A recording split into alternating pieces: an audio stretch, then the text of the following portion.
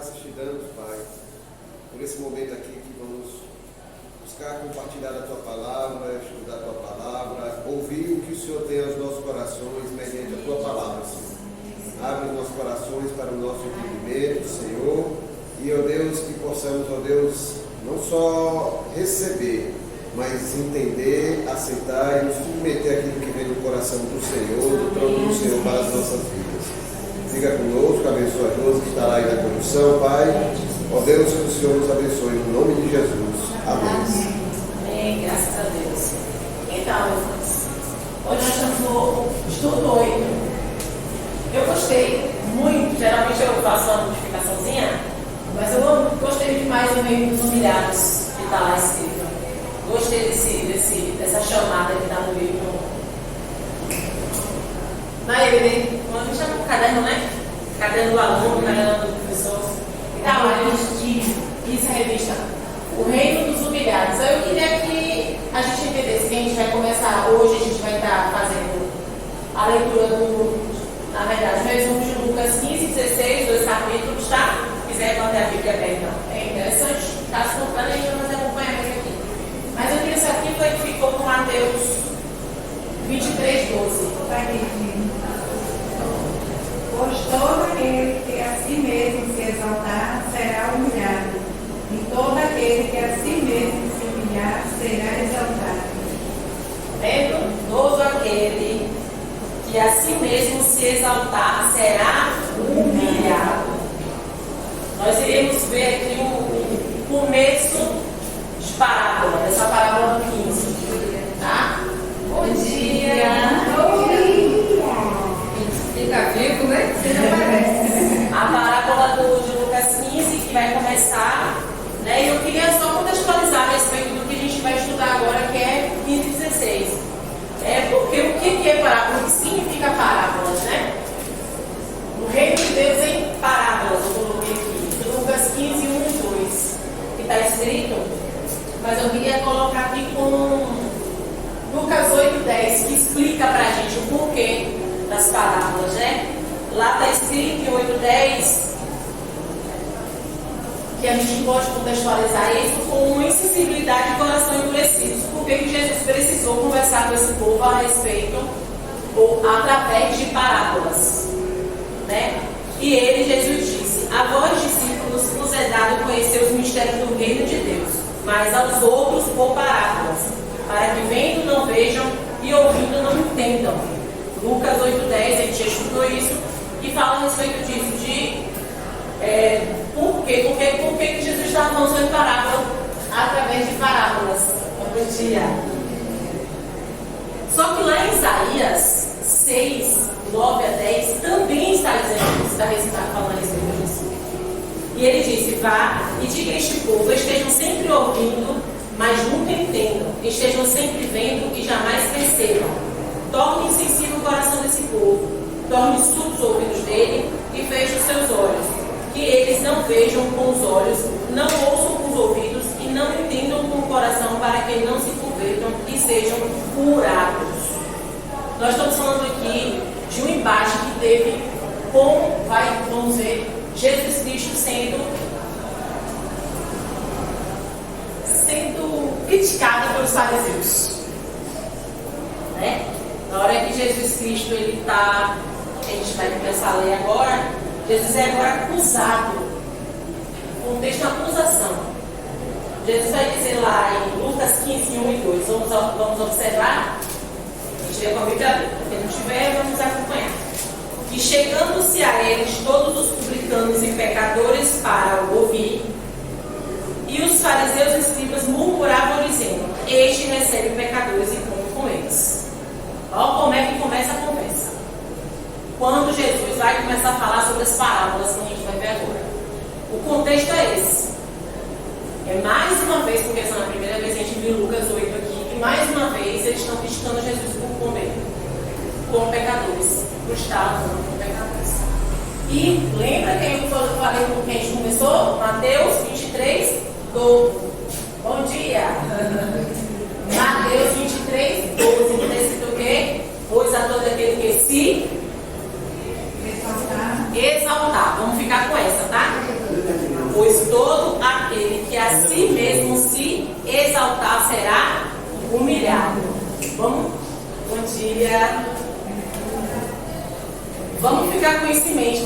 irmãos ficar com isso em mente. Pois todo aquele que a si mesmo se exaltar será humilhado. Ok?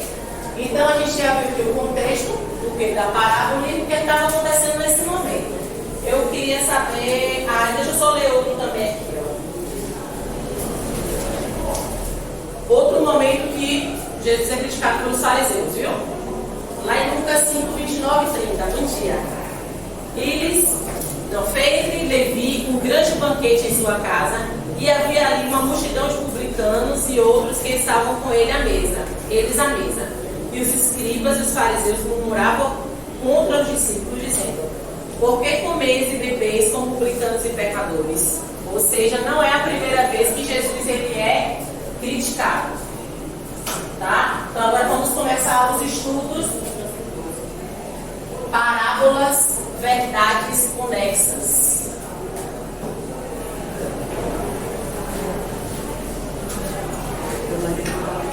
Parábolas, verdades conexas. Vamos lá? Eu quis falar a respeito a parábola, a gente vai estar retratando aqui, vai estar no Lucas 15, de 3 a 32. Tá bom? Você manter a Bíblia aberta é importante. E aí, vem o amor que resgata o perdido, o amor que encontra o perdido, o amor permissivo, o amor justo, o amor perdoador, o amor que cura, o amor que ativa identidade. Ok? Vamos lá. Lucas 15, 3 a 7, eu vou ler o que resgata o perdido. Ok? Então Jesus lhe contou esta parábola: qual de vocês que possuindo 100 ovelhas e perdendo uma, não deixa 99 no campo e vai atrás da ovelha perdida até encontrá-la? E quando a encontra, coloca alegremente sobre os ombros e vai para casa. Ao chegar, reúne seus amigos e vizinhos e diz: alegre-se comigo, pois encontrei minha ovelha perdida.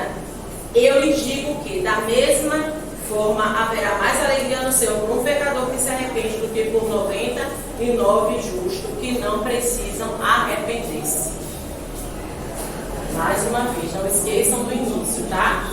Todo aquele que a si mesmo se exaltar será humilhado. Ok?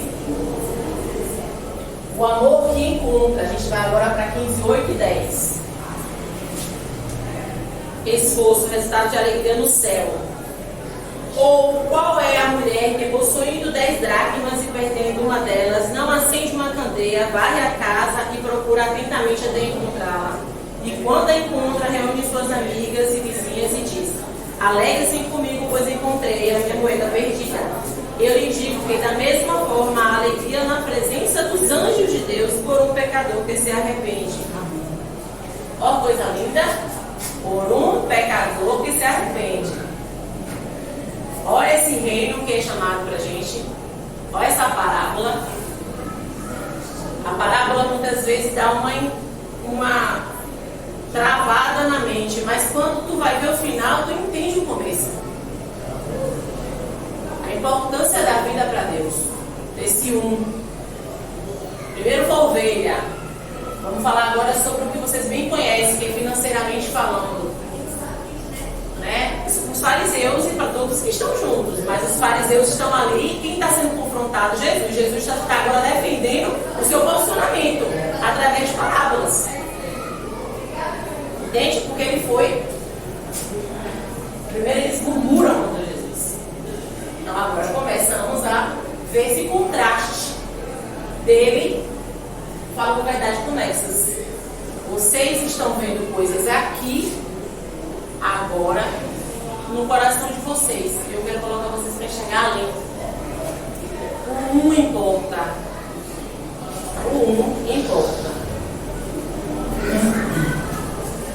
Amor permissivo. Esse é o grande detalhe. Livre-arbítrio. Vamos ver 15, 11 e 12. Já pegamos a primeira e a segunda parábola, ok? Agora vamos com uma parábola agora muito conhecida, que é a do filho que chama o filho pródigo. Eu acredito que o problema está no quem ficou. Então tá tudo certo. Mas está tudo certo, né? Vamos lá. Amor permissivo, livre-arbítrio. Jesus continuou. Um homem tinha 2 filhos. O mais novo disse ao seu pai: Pai, quero a minha parte da herança. Assim ele repartiu sua propriedade entre eles. Ok?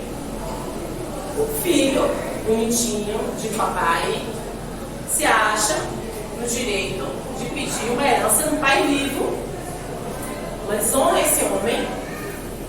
Se pra gente é uma desonra, a nossa cultura, vocês não fazem ideia o que é isso na cultura deles.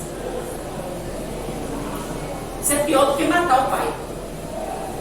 Para a cultura do ambiente que está acontecendo. Essa forma do filho pedir.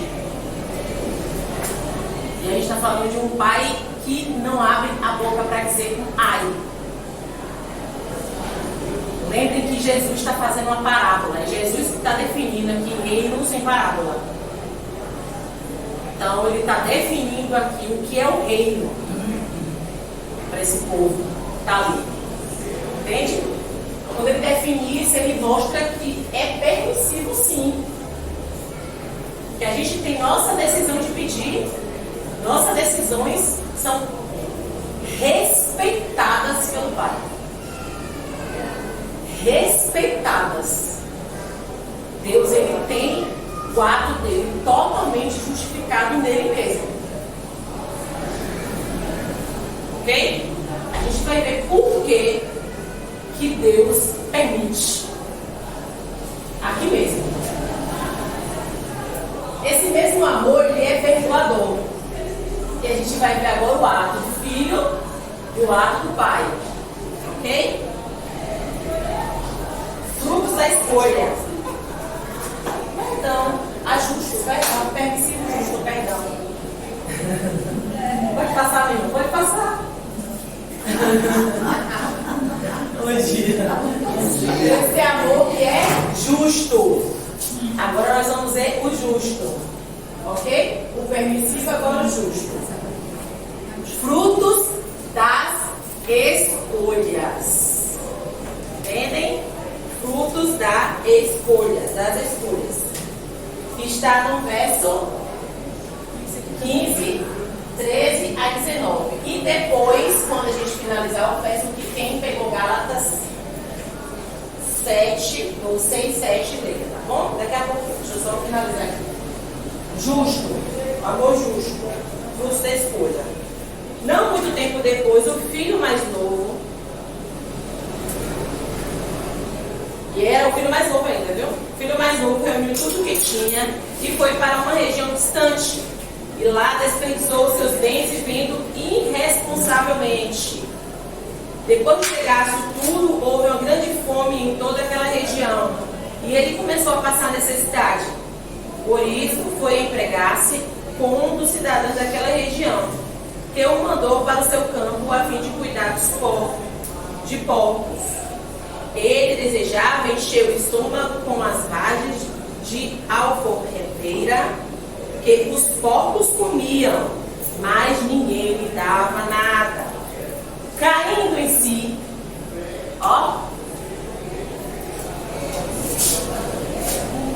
o justo, caindo em si, o pai correu atrás, mandou mensagem.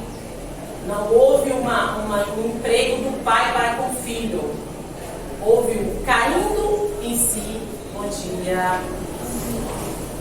Caindo em si, ele disse: quantos empregados de meu pai têm comida de sobra? E eu aqui morrendo de fome. Eu me porei a caminho e voltarei para meu pai e lhe direi: Pai, pequei contra o céu e contra ti. Olha que interessante, ele não fala contra o Senhor, ele fala contra o céu. Eu pequei contra princípios. Eu pequei contra autoridade. Eu pequei contra o céu. Eu pequei contra os princípios morais e éticos do Deus Todo-Poderoso. Eu pequei contra o Senhor.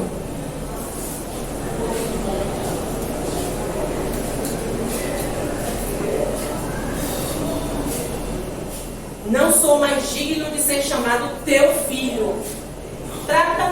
dos teus empregados. Na maioria das versões é trata-me como seu servo. Na maioria das versões ele lembra-se do tratamento do pai para com os servos. Ok? Quem está com Gálatas 6, 7? Não se deixe enganar, de Deus não se engana, pois o que o homem semear, isso também colherá. Ok? O filho teve a liberdade de ter aquilo que ele solicitou. Ele não foi para o pai, o filho mais novo ainda, para pedir ao pai a sua herança. E esse pai não fala nada, não verbaliza, não tem uma palavra do pai, tem o pai agindo. Você quer, toma. A resposta do pai não é falada, é em ação. Você quer, toma. Isso deve causar em nós o ato de reconhecer quem é o Deus que nós servimos. E nós estamos falando de Jesus se justificando os fariseus, se justificando no termo para todos entenderem o que está acontecendo ali. Ele está com pecadores e com publicanos. Ele está mostrando nas parábolas quem é, qual é o caráter do Deus que eles dizem que eles servem. Afinal de contas, os fariseus eram a elite, religiosa. Os escribas eram quem fazia o tempo todo aquilo. Era a nata da religiosidade da época. E eles não entendiam nada de quem era o Criador, de quem era o Pai do Senhor Jesus Cristo, o qual estava significando totalmente ali o reino de Deus. Porque a instalação do reino de Deus vem por Jesus Cristo. Então, perto na terra, começa o processo. Não é isso que nós vamos estudando o tempo todo?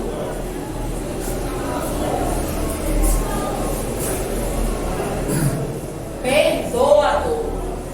O amor é o amor que resgata o perdido, o amor que encontra o perdido, o amor permissivo, o amor justo, o amor perdoador. Compaixão. A seguir levantou-se, agora a gente vai ver do 15, 20 a 24, tá? A seguir levantou-se e foi para seu pai. Estando ainda longe, seu pai o viu e, cheio de compaixão, correu para o seu filho e o abraçou e beijou. O filho disse: Pai, preste atenção no que ele fala, até onde ele fala. Pai, pequei contra o céu e contra ti. Não sou mais digno de ser chamado teu filho. Mas o pai disse aos seus servos. Agora a palavra do pai. Agora uma ação verbalizada do pai. Mas o pai disse a seu servo: Depressa, traga a melhor roupa e vista ao meu filho. Coloque um anel em seu dedo. Calçaram seus pés, tragam novilho gordo e matem-no. Vamos fazer uma festa e comemorar, pois este meu filho estava morto e voltou à vida, estava perdido e foi achado. E começaram a festejar. Será que nós que estamos lendo isso, vendo isso, entendendo que Jesus Cristo nos mostra através dessa parábola, mostrando que esse filho nem continuou aquilo que ele foi falar com o pai. Ele disse que ia falar com o pai, que ele pegou contra o céu, contra o pai, e que não era digno de ser seu filho, e que queria ser servo. O pai, peraí. Bora, fazer festa agora? Meu filho estava morto, ele voltou. O pai valorizou mais a atitude dele do que ter que ouvir as palavras dele. A atitude falava muito mais do que as palavras. Acolhimento, saber quem é o pai. Saber quem é o pai. Isso é importante para nós cristãos. Quem está aí, por favor, com Romanos 5:20? Veio, porém, a lei para que a ofensa abundasse, mas onde o pecado abundou, Veio, porém, a lei para que a ofensa abundasse, mas onde o pecado abundou, superabundou a graça. Esse é o nosso Pai. Jesus está apresentando ele assim. Palavras de 2000 anos atrás. Alguém chamado Jesus Cristo estava falando com uma pessoa fariseu. Os escribas estavam murmurando contra ele. Ele vai lá e faz 3 parábolas. Lucas, o Evangelho através de Lucas, segundo Lucas, nos relata isso. Uma sequência de parábolas. O amor que cura quem está perto. Que o filho sai, vai, apronta, faz tudo de errado, né? Desperdiça tudo, mas tem um dentro de casa que está doente. Está doente de feridas. Feridas dentro de casa. Lucas 15, de 20 a 30. Enquanto isso, o filho mais velho estava no campo. Quando se aproximou da casa, ouviu a música e a dança. Então chamou um dos seus servos e perguntou-lhe, preste atenção no que está escrito aqui, ó. Enquanto isso, o filho mais velho estava no campo. Quando se aproximou da casa, ouviu a música e a dança. Então chamou um dos servos e perguntou-lhe o que está acontecendo. E ele lhe respondeu: seu irmão voltou, seu pai matou o novilho gordo porque o recebeu de volta são e salvo. Ou seja, os servos estavam ali entendendo perfeitamente o que estava acontecendo. Perfeitamente. O filho mais velho encheu-se de ira e não quis entrar. Então seu pai saiu e insistiu com ele. Mas ele respondeu a seu pai: olha, todos esses anos tenho trabalhado como um escravo. Deixa eu te mostrar aqui uma coisa. Ao teu serviço nunca desobedeci. Nunca obedeci às tuas ordens. Mas tu nunca me deste nenhum cabrito para eu festejar com os meus amigos. Mas quando volta para casa esse seu filho, que esbanjou os teus bens com as prostitutas, matas um novilho gordo para ele.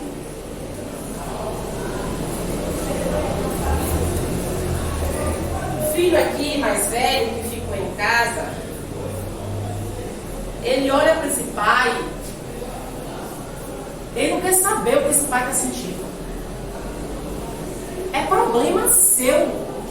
Eu estou indignado. Tudo o que você manda fazer, eu faço. Só que aqui a gente vê um paralelo entre um filho que entende que um pai é e um filho que não conhece o pai. Porque o filho que está perdido e que foi embora, ele se deu conta sobre o tratamento que o pai tem com servos. Com servos. Enquanto o que ficou não entende que ele é filho, mas se coloca no lugar de servo por obedecer, pela obrigação que ele faz. E por nunca ter solicitado sequer ao pai o novilho, porque ele fala que ele nunca deu. Mas será que deu uma solicitação? Será que houve vou fazer uma festa hoje? Será que ele conhecia esse pai? Será que ele sabia que esse pai era? Será que ele sabia a identidade desse pai? Será que ele conhecia a ponto de respeitar o pai? Porque fazer por obrigação é fácil. É regra. Não é? A regra hoje é que todo mundo se vista de branco. Todo mundo vai se vestir de branco. Pronto, é regra. Você só trabalha se você for de calça. É regra. Você dá fita rápido. Mas enquanto alguém solicita, por favor, faça algo pra gente. Ai, não sei. Como é que vai fazer isso? Voluntariamente. E principalmente por amor. Essa relação de pai com filho, de filho pai. Nosso relacionamento que estamos dentro de casa é um relacionamento de amor. Esse amor que pega o perdido e ajuda o perdido a se levantar. Que esse pai faz. Meu filho estava morto. Deixa eu te falar, meu filho, teu irmão. Não é apenas o meu filho, ele é teu irmão. Será que a gente está tendo essa mesma visão como se estão chegando?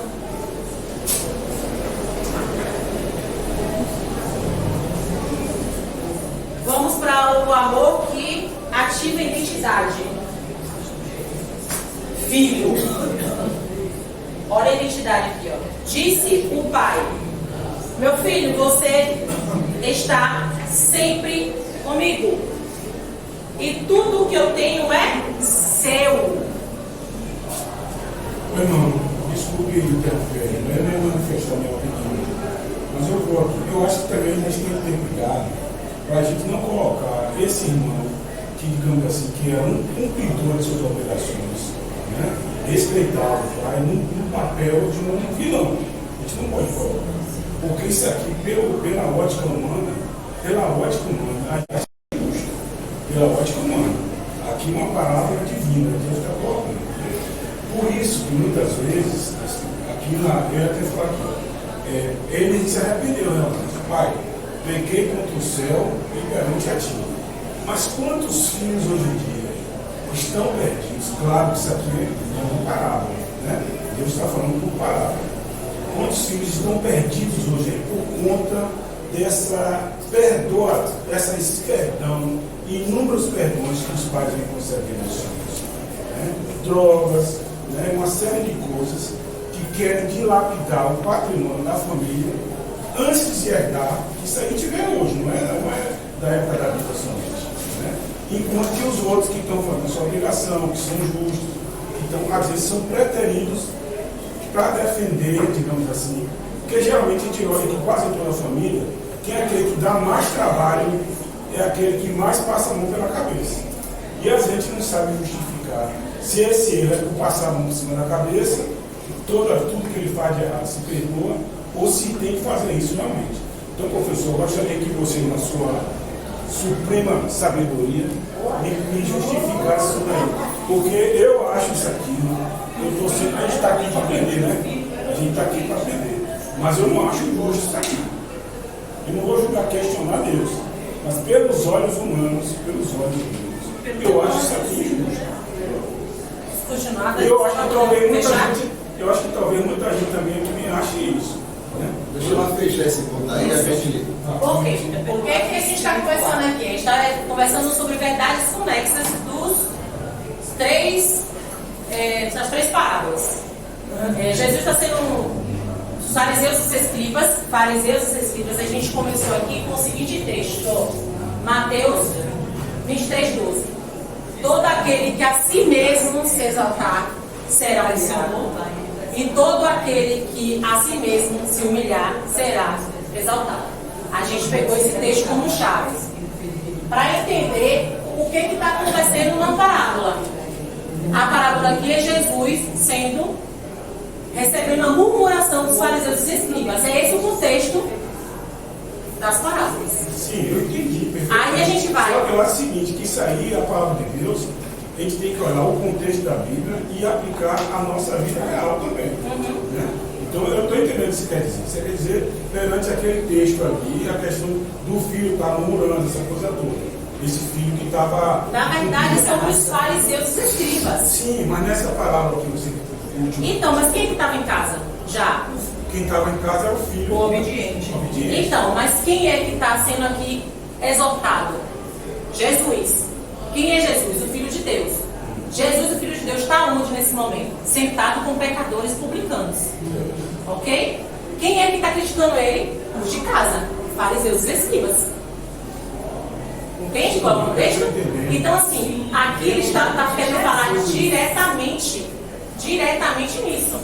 De que, assim, a graça de Deus sobre todo o processo, porque, meu irmão, todos nós aqui só estamos aqui por graça. Não há merecimento em nós. É isso que a Bíblia sempre relata sobre Deus. Desde o início, quando Adão e Eva pecam, que se escondem, que Deus vai ao encontro deles. Deus vai ao encontro deles, eles se escondem, mas Deus vai ao encontro deles. Desde sempre, o Evangelho está dizendo que Deus vai ao encontro do homem. Desde sempre. E é isso que está nos mostrando as parábolas e todo o processo de Jesus na Terra. Não há merecimento em nós, como se Eu ele... vou falar uma coisinha. Aham. É porque ele não precisou que o pai dissesse que ele era obediente, que ele era isso. Ele mesmo se exaltou para o outro. Ele disse, eu que estou em casa, desculpa, eu estou em casa, faço isso, faço aquilo, e não sou reconhecido. Então, ele que estava dizendo eu acho que nessa hora, eu entendi assim, que nessa hora ele está se exaltando. A gente viu sobre os fariseus, sobre Isaías, do que Isaías vai falar sobre o povo de Deus. Que esse povo ouve, está com o coração endurecido, não vai entender. Jesus fala por parábola justamente por isso, porque eles não iam entender o que o Evangelho estava querendo dizer. O próprio reino instalado que era Jesus Cristo. E essa parábola no Freud está embutida implicitamente uma profecia do que iria acontecer mais adiante na reação dos judeus, quando eles percebessem a igreja se formando, crescendo e eles não aceitando que Deus estava abençoando aquele povo. Eu estou aqui desde o início, desde a história. Eu não aceito que isso é de Deus. Eu não aceito. Então haveria uma rebelião dentro do coração deles de não aceitar que Deus estava dando uma revelação a mais a eles, que Jesus foi o Messias. Ou seja, tudo aquilo que a gente conhece da igreja, eles não aceitaram e reagiram contra e questionavam Deus por isso. A gente vê pela história de Paulo. Paulo não aceitava de jeito nenhum. Olha que Paulo tinha todo o entendimento da palavra, mas ele não aceitava que aquilo era Deus abençoando eles. Eu queria só complementar, aproveitando que eu estou falando, eu vejo só duas coisas aqui para a gente acrescentar. Depois de responder o questionamento do irmão, que eu entendi, eu acho que eu entendi, mas o irmão está querendo chegar com seu questionamento, porque aqui é o lugar da gente tirar as dúvidas mesmo, aqui é o lugar da gente debater e aprender e reaprender e aprofundar o que a gente tem. Ali como está ali, o reino de Deus em parábolas, porque Deus só me parou aqui um contexto. Então José falou aí sobre qual foi o contexto que Jesus falou, e eu sou muito ligado a esse trecho aqui, que tem essas três parábolas juntas. Né? Qual era o contexto? Ele estava debatendo, respondendo questionamentos dos fariseus, de mestre da lei que estavam ali, escribas, que estavam ali só para questionar Jesus nos seus ensinos. Então Jesus usou as três parábolas para poder passar verdades que estavam sendo necessárias passar naquele momento. Que talvez naquele momento eles não entendessem tudo, mas ia ficar um ensino registrado. Pronto. 4 tipos de perdidos. 4 tipos de perdidos. Uma ovelha que se perdeu no caminho, se desgarrou do rebanho e se perdeu no caminho. Por que ela se perdeu no caminho? Nós sabemos. Ela está no meio do rebanho, se distanciou do rebanho, se perdeu. Deus vai buscar e vai procurar essa ovelha. Procurou. A dracma que se perdeu dentro de casa, ela não saiu de dentro de casa. Ela estava perdida dentro de casa. A dona da dracma estava dentro de casa, ela estava na sua casa, no meio das outras dracmas, mas ela se perdeu dentro dela mesma. Se escondeu dentro dela, como ele pode se esconder aqui dentro. Está no meio de todos, está no meio da graça, no meio das coisas de Deus, e se perdeu dentro de nós. Aí depois veio os dois perdidos. Um que saiu de casa e outro que estava dentro de casa perdido. O que Jesus está falando aí, um tomou a decisão, eu vou sair. E aí avisou o pai, se tivesse daquele momento que você falou, se é pior que matar o pai, mas o que ele fez foi semelhante a ter matado o pai. Ó pai, eu não vou esperar o senhor morrer não. Para mim o senhor já está morto, não dá uma herança. E saiu. O outro está dentro de casa, mas não conhecia aquele homem como o pai, as características do pai. Esse é o filho pródigo. A intenção de Jesus aí não era falar princípio de família. Não é ensino para princípio de família. foi falar dos perdidos. E como os judeus, aqueles fariseus, aqueles saduceus, aqueles escribas, aqueles mestres da lei, deveriam se encaixar dentro dessas histórias que Jesus estava contando. E por que Deus foi buscar aquele que pediu a sua conta lá no início, lá no Éden, se desviou, se perdeu, mas Jesus ia recebê-los de volta. E ia considerar todos na mesma casa. Não é princípio de família, na verdade é a família divina. Esse amor que constrói É o princípio da cruz, na verdade, né? É o princípio da cruz, que ele veio e morreu algo maior, por esse que era bonzinho, maior. tanto por esse que era bonzinho, como por esse que rejeitou o Pai, que foi embora, que largou. Isso. É isso aí, Jesus é isso. Jesus é todo o processo de resgate, gente. Seja do perdido achado como são, né? Que depois ele vai ter que entender que ele é doente mesmo. Porque muita gente está dentro da igreja, muitas vezes a gente pode estar mesmo caminhando e não entender o processo das nossas mazelas, né? Do nosso ser mesmo interior, da nossa mente e de nosso coração. A gente tem que conhecer e prosseguir conhecer. É o que a gente faz aqui, né? Prosseguir e conhecer. Parábola, infidelidade e perdão de dívidas. A gente vai ver de uma parábola de um administrador que faz a administração errada, tem uma vida dissoluta, totalmente irresponsável, interesses transitórios, frutos terrenos e relacionamento intencional, filhos da luz. A gente vai ver agora essa parábola rapidez, tá? Que está no 16, 1 e 2, que é a vida errada, dissoluta, sem responsabilidade, sem compromisso, viver como quer. Está no 1 e 2, tá? Jesus disse aos seus discípulos: o administrador de um homem rico, foi acusado de estar desperdiçando seus bens. Então ele o chamou e lhe perguntou: o que é isso que estou ouvindo a seu respeito? Preste conta de sua administração, porque você não pode continuar sendo administrador. Interesse transitório, terrenos. O administrador disse a si mesmo: meu senhor está me pedindo que farei? Para acabar não tenho força e tenho vergonha de mendigar. Já sei o que vou fazer, para que quando perder o meu emprego aqui, as pessoas me recebam em suas casas. Então chamou cada um dos devedores do seu senhor. Perguntou ao primeiro: quanto você deve ao meu senhor? 100 postes de azeite, respondeu ele. O administrador lhe disse: tome a sua conta, sente-se depressa e escreve 50. A seguir ele perguntou ao segundo: e você, quanto deve? 100 tonéis de trigo, respondeu ele. Ele disse: tome a sua conta e escreva 80. Relacionamento com interesses egoístas nesse caso aqui. O administrador nem sabe quantos devedores deviam. Quem diz seus débitos são os próprios devedores. Ele estava interessado em ficar bem visto pelos devedores e ser aceito e recebido em sua casa como forma de uma dívida. Você está me devendo um favorzinho aí, viu? Você lembra que ele falou? O que é que eu vou fazer para não mendigar? Eu não tenho força para capinar, não tenho força para poder fazer nada. Eu vou agora me relacionar com o povo de uma forma que eles me recebam na casa deles. Um relacionamento completamente interesse transitório e frutos terrenos. Ele estava pensando naquilo agora.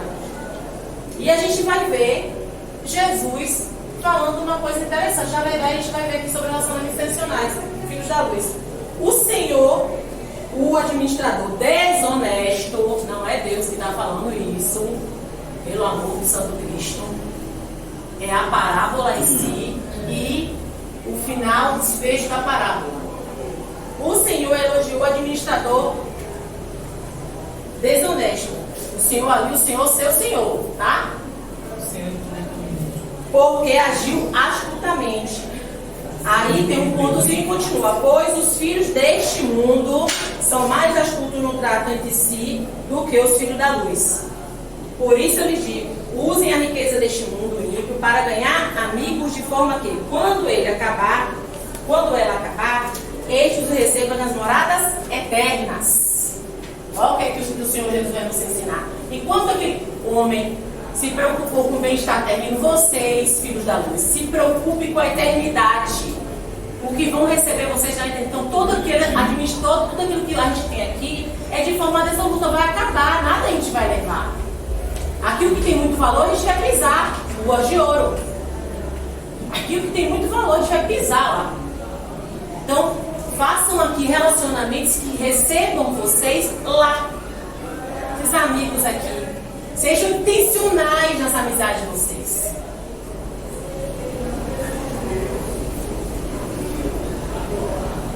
Quem é fiel no pouco também é fiel no muito. E quem é desonesto no pouco também é desonesto no muito. Assim, se vocês não forem dignos de confiança em lidar com as riquezas deste mundo ímpio, quem lhes confiará as verdadeiras riquezas? E se vocês não forem dignos de confiança em relação aos que é dos outros, quem é que lhe dará o que é de vocês? Nenhum servo pode servir a 2 senhores, pois odiará um e amará o outro, ou se dedicará a um e desprezará o outro. Vocês não podem servir a Deus e a o dinheiro. Relacionamento que tem algo para dar. É isso que o Senhor está nos chamando. Tem um relacionamento que a gente possa dar, não tirar. E a gente vai ver agora outra situação de Lázaro. Os fariseus, a lei e os profetas apontam para Jesus. E a gente vai continuar falando sobre isso aqui. A lei e ela apontam para Jesus. Então a gente vai ver agora o processo dos fariseus, que é a oposição a Cristo. Os fariseus são oposição a Jesus. Na hora que Jesus vai tocar no dinheiro, aí que a coisa complica. Os fariseus que amavam o dinheiro, ouvindo tudo isso, e zombaram de Jesus. Ei, como é isso? Quer dizer que eu não posso ter Deus e ter dinheiro? Não, ele não pode não. Você não pode adorar. Não pode adorar a ponto de você maltratar a pessoa que está na sua frente. A colocar ele acima de tudo. Autojustificação, pecado. Lembram-se? Quem a si mesmo se exalta. Olha o que a palavra diz. Autojustificação, pecado disfarçado. 16, 15. Ele lhe disse: vocês são os que se justificam a si mesmos aos olhos dos homens, mas Deus conhece os corações de vocês. Aquele que tem muito valor entre os homens é detestável aos olhos de Deus. Vocês estão preocupados com dinheiro, com riqueza, com tudo. Está passando por cima do povo para ter as coisas. Estão ignorando o Evangelho. E agora eu que sou errado. É basicamente isso. Imutabilidade da lei. Não, desculpa. Salvação, graça. A lei e os profetas profetizaram até João. Desde tempo em diante estão sendo pregadas boas novas do reino de Deus. E todos tentam forçar sua entrada. A partir de ali, naquele momento, Jesus está dizendo: ei, vocês estão tomando a força. Estão dizendo que tem condição para entrar no céu. Eu estou dizendo aqui que eu estou quebrando tudo. Todo o conceito de vocês agora é quebrado. Porque vocês fizeram da lei massacre para o povo. Vocês só fazem tirar do povo, maltratar as pessoas. E aí vai com a outra situação, que é a imutabilidade da lei. Quando Lucas faz questão disso tudo, pegar um trecho específico, que é mais fácil o céu e a terra desaparecerem do que cair da lei um menor traço. Quem se divorciar da sua mulher e se casar com outra mulher estará cometendo adultério. E o homem que se casar com uma mulher divorciada do seu marido estará cometendo adultério. Uma coisa simples que para vocês foi tão difícil que Moisés teve que trocar lá atrás. A lei nunca mudou o coração de vocês, que tem se endurecido o tempo todo. Lázaro rico, ele vai agora com Lázaro rico. Cuidado, esplendor na terra é ilusório. Lembra que ele estava falando sobre riqueza? Todo pontuado, assim. Se vocês perceberam, o de Lucas é tudo pontuado. Começa uma conversa com os fariseus, aí vai, vem as parábolas, vem essa parábola agora do administrador infiel, aí vem Jesus confrontando os fariseus nesse momento da lei, aí agora ele vai falar sobre uma lei simples, que eles estão com o coração endurecido, e agora eles vão pontuar agora o homem rico e Lázaro. Agora ele vai pontuar o homem rico e Lázaro. Céu e inferno é real. Aí ele agora mostra o que é o reino de Deus. Vocês estão se preocupando com isso aqui, só que a eternidade é algo real. E aí ele vai começar. Cuidado, esplendor na terra é ilusório. Lucas 16, 19. Havia um homem rico que se vestia de púrpura e de linho fino e vivia no luxo de todos os dias. Cuidado, a aparência engana. A aparência engana. Diante do seu portão fora deixado um mendigo chamado Lázaro. Fora deixado um mendigo chamado Lázaro, coberto de chagas. Este ansiava comer o que caía da mesa do rico. Em vez disso, os cães vinham lamber as suas feridas. Cuidado, aparências enganam. Aqui estava até... Tem até outra situação que ela engana, mas não tem problema. Quando chegou o dia que o mendigo morreu e os anjos o levaram para junto de Abraão, o rico também morreu e foi sepultado. Olha que coisa. Os anjos o levaram, o rico também foi sepultado. Tá como na versão de vocês aí, tá parecido? Os anjos levou. Olha a informação, Lázaro foi levado, esse rico não tem nem nome, viu? Nem se sabe o nome desse rico. Mas esse rico foi só sepultado e Lázaro foi levado pelos anjos. A revista vai pontuar a respeito do que é as honras dessa terra e o que é que Deus nos mostra sobre as honras dessa terra, né? E sobre o contexto geral do eterno. Porque Deus não vai falar aqui sobre riquezas como condenação. Vai falar sobre riqueza como dono de si, das pessoas que estão, ao invés de administrar, está deixando que elas administrem sua vida. Colocando o valor financeiro como algo mais importante para a humanidade. Sendo que o que importa para Deus é o humano. Não são as coisas transitórias. Ele vai falar sobre essas pessoas. Ele vai falar. Primeiro a gente vê uma reunião de pessoas. Calma. Não vou acelerar, gente, porque ele vai acabar. Nós vamos ver aqui as parábolas. A primeira parábola. Uma reunião de pessoas. Comemorações. No final de cada parábola existe comemoração.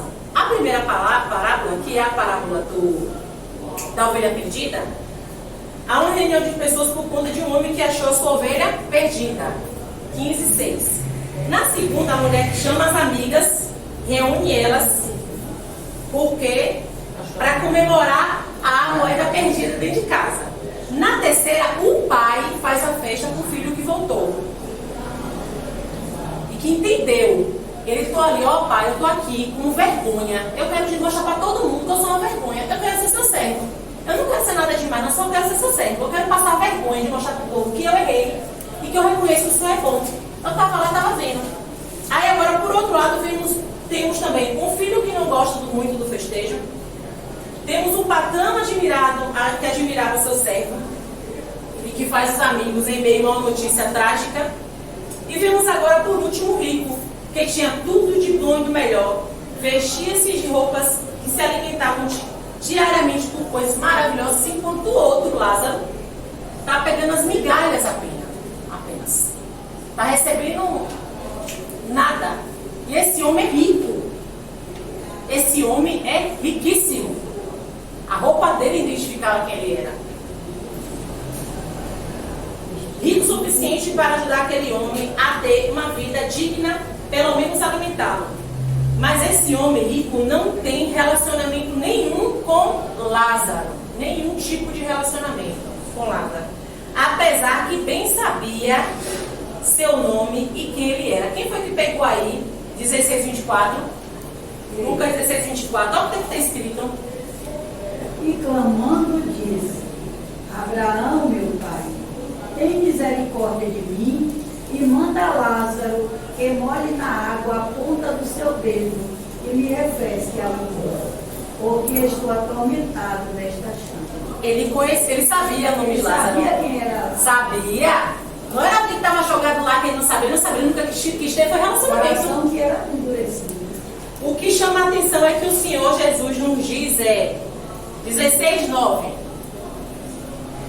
Por isso eu lhes digo, usem a riqueza do Espírito ímpio para ganhar amigos, de forma que, quando ela acabar, estes os recebam nas moradas eternas.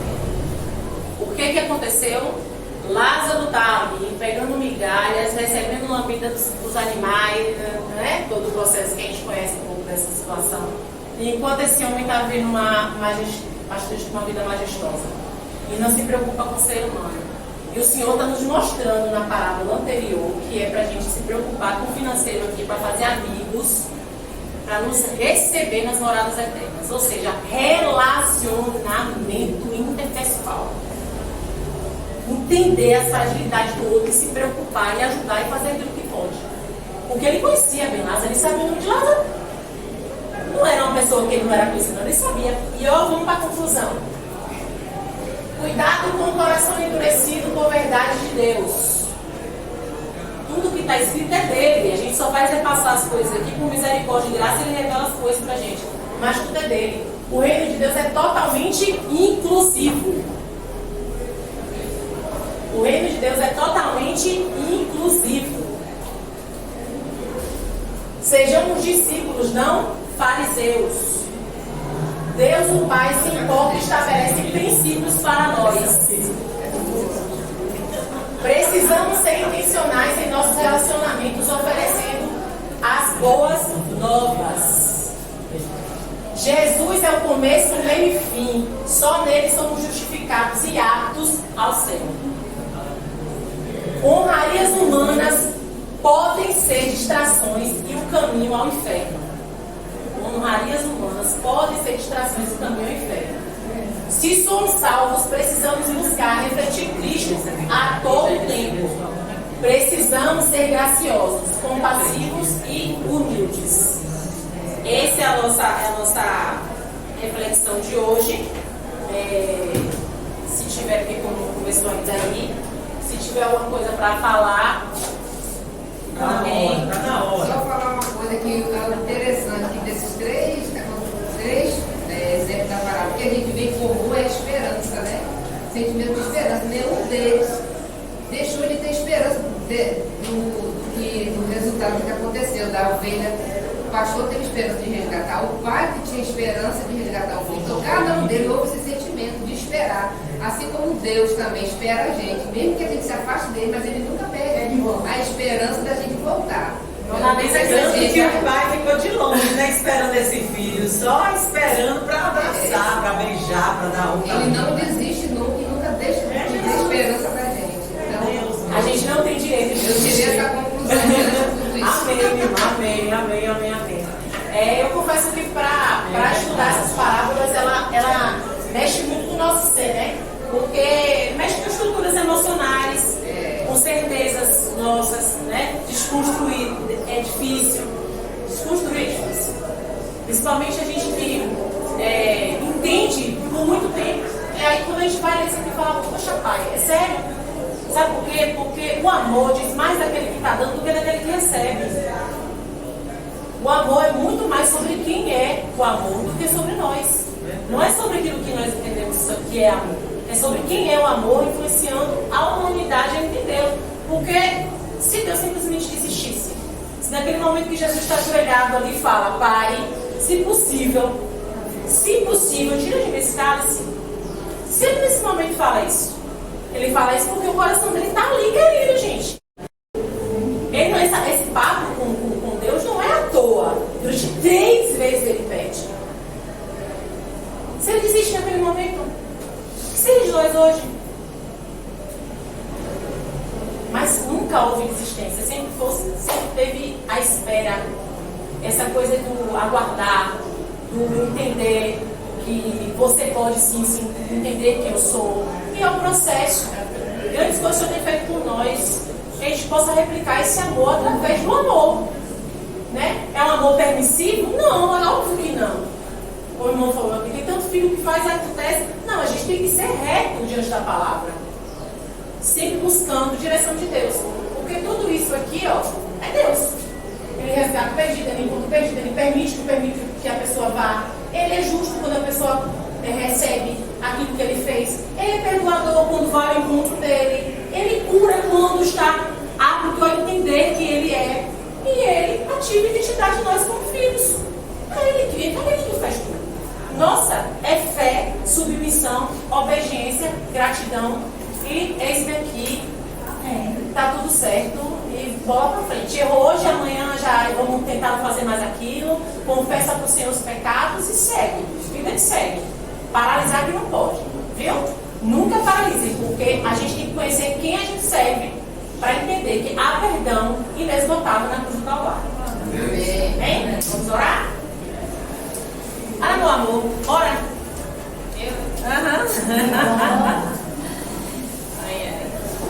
Senhor, muito obrigada, Pai. Obrigada pela vida de Tia Josi. Obrigada pela vida de todos nós que estamos aqui. Que o Senhor, Pai, possa desfazer aquilo que a gente construiu e construir coisas novas. Que a nossa mente possa entender a Sua palavra. Que o Senhor mude o nosso coração e que a gente possa estar aos Seus pés todos os dias. Senhor, nos edifique, Pai.